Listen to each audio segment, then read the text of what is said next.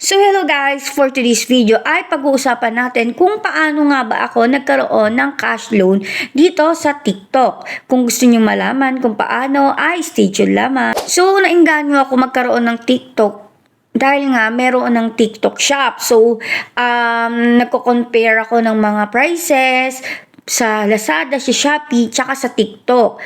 At minsan, mas mura sa TikTok at mas maraming mga vouchers at discounts. Kaya talagang napapabili ako noon.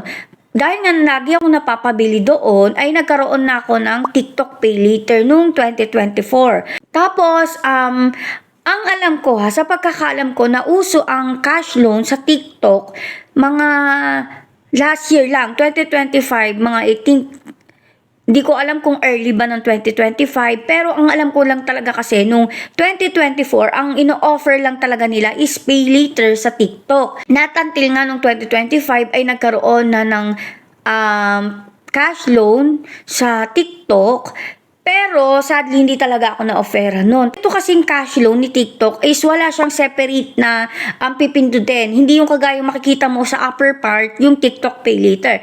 So makikita mo yung cash loan, i-click mo muna yung TikTok shop, tapos TikTok Pay Later, tapos makikita mo lang doon sa pinaka-ilalim kung may offer na ba kayo or wala. So lagi kong tinitingnan yung ilalim na yon kung meron ba, pero palagi akong wala. Buong 2025 ay wala akong offer. Pero ngayon nga January 2026 ay na-offera na rin ako sa wakas ng cash loan ni TikTok. So ito yung sinasabi ko sa inyo na kapag click nyo yung TikTok Pay Later, sa pinakababa nun is makikita nyo ito special for you. Lagi nyo i-check yung TikTok Pay Later ninyo kung sa pinakababa is may nakalagay dito na special for you, kasi hindi sila nagno-notify na meron ka ng offer na cash loan. Ito nga, chinek ko na siya, may nakalagay dito na special for you, get easy, secure and flexible loans with cash loan. So ayan, i-click na natin yan. Tapos ang nakakatuwa dito kasi ang sabi nga is 50,000 yung pwede natin, na up to 50,000 yung pwede nating i-loan. Tapos easy lang siya, easy application lang siya, fast withdrawal, tsaka usable siya anywhere. So i-activate na natin siya. Para ma-activate nga daw itong TikTok Pay Later ay may kailangan tayong dalawang steps. So ito yung pag-verify ng ID natin, saka yung pag-a-add ng information natin. So dito sa pag-verify ng ID, kasi na-check kung ano yung mga available na IDs na pwedeng gamitin dito.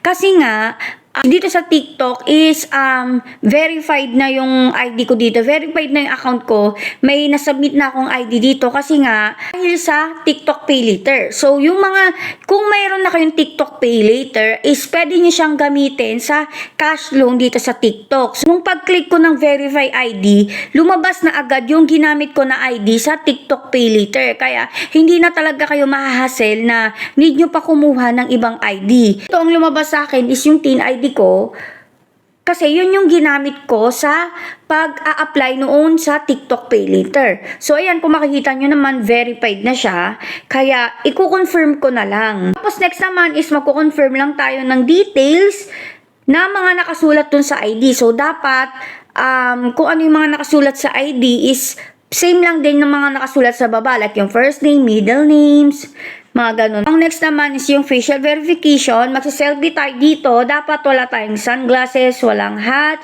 At syempre, pinaka-importante ay hindi madilim. Dapat sa maliwanag kayo mag-picture.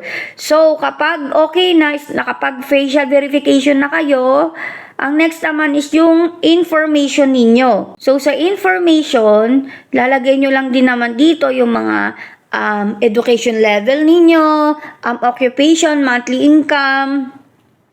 So, basic na basic at kayang-kaya nyo yan sagutan. Pero dito, ito yung medyo parang mahirap kasi kung sa iba is isa lang ang kailangan yung i-add na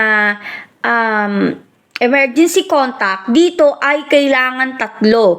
Tatlo dapat yung ilalagay nyo dito sa emergency contact. So, kapag hindi kayo makontak, ito yung gagamitin nila or ito yung tatawagan nila, yung tatlong ilalagay nyo dito. Kaya dapat i-make sure nyo yung mga ilalagay nyo dito ay kilala ninyo at alam nila na gagawin nyo silang emergency contact dito sa cash loan ni TikTok. Kasi panigurado, kapag hindi kayo matawagan, ito yung puputaktihin nila talaga ng tawag at text. Dalawang step lang talaga kayo. So, easy lang talaga siya. I-check na natin kasi ang sinabi dito ay application under review. So, bigla nilang sinabi na i-review pa daw nila yung application ko kahit tapos na yung 50 seconds. So, dito, nag-aalala ko kasi nga baka hindi naman din ako ma-approve or baka umabot pa ng ilang days yung reviewing nila kasi usually ganun yun eh. Pero, ilang minuto lang ako nag-antay, binako muna siya, tapos bumalik ako ulit.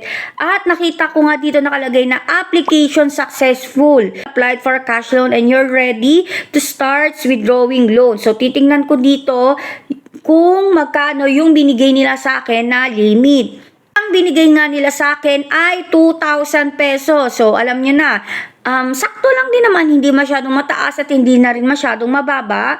Okay na sa akin to kasi gusto ko lang din i-try for testing. So, ito na nga after lahat ng sana all noong 2025, simula nung nagkaroon ng cash loan si TikTok, ay meron na rin ako at available na siya sa akin. Kaya sa inyo, i-check ninyo, baka meron na rin kayong available at hindi nyo lang siya napapansin. Kasi sa next video ay ipapakita ko sa inyo yung breakdown at kung magkano ba ang interest at monthly payment sa ganitong 2,000 pesos. So, ayun nga no. Sana may natutunan kayo sa video na ito. Thank you for watching. Yun lang.